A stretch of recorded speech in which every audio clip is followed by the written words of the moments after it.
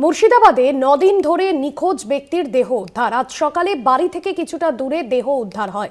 পরিবারের অভিযোগ 9 দিন আগে ফজর আলীকে ফোন করে বন্ধুরা ডাকে খুন করা হয়েছে বলে অভিযোগ। তদন্তে হরিহরপাড়া থানার পুলিশ। মুর্শিদাবাদে 9 দিন পর নিখোঁজ ব্যক্তির দেহ উদ্ধার। আজ সকালে বাড়ি থেকে কিছুটা দূরে এই দেহ উদ্ধার হয় এবং বেশ কয়েকদিন আগেই ফজর আলীকে ফোন করে বন্ধুরা ডাকে খুন করা হয়েছে বলে অভিযোগ ওঠে। তদন্ত শুরু করেছে হরিহরপাড়া থানার পুলিশ।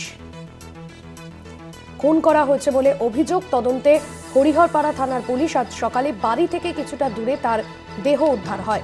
মুর্শিদাবাদে 9 দিন ধরে নিখোঁজ ব্যক্তির দেহ উদ্ধার। আজ সকালে বাড়ি থেকে কিছুটা দূরে দেহ উদ্ধার হয়। পরিবারের অভিযোগ 9 দিন আগে ফজর আলীকে ফোন করে বন্ধুরা ডাকে খুন করা হয়েছে বলে অভিযোগ। তদন্ত শুরু করেছে হরিহরপাড়া থানার পুলিশ। খুন করা হয়েছে ওই ব্যক্তিকে, এমনটাই অভিযোগ করছে পরিবারের সদস্যরা। ইতিমধ্যেই গোটা ঘটনার তদন্ত শুরু করেছে হরিহরপাড়া থানার পুলিশ। মুর্শিদাবাদে 9 দিন ধরে নিখোঁজ ব্যক্তির দেহ উদ্ধার। 9 দিন ধরে নিখোঁজ ছিলেন ওই ব্যক্তি। বাড়ি থেকে কিছুটা দূরে আজ সকালে তার দেহ উদ্ধার হয়। আর এই ঘটনায় যথেষ্টই চাঞ্চল্য তৈরি হয়েছে। বাড়ি থেকে কিছুটা দূরে যুবকের দেহ উদ্ধার ঘিরে চাঞ্চল্য। 9 দিন ধরে নিখোঁজ ব্যক্তির মৃতদেহ উদ্ধার।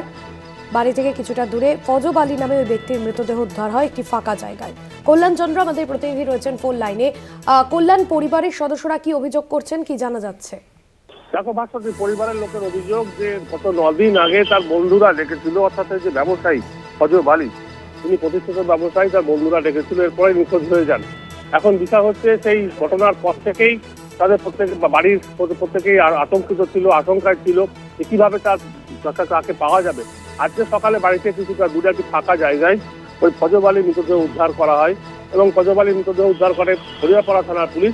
পরিবারের লোকের বক্তব্য যে এলাকায় মৃতদেহ পাওয়া গেছে সেখানে প্রচুর মানুষ যাতায়াত করেন, প্রচুর মানুষ থাকেন, সুতরাং সেখানে কারোর চোখে পড়লো না যে একটি মৃতদেহ পড়ে রয়েছে।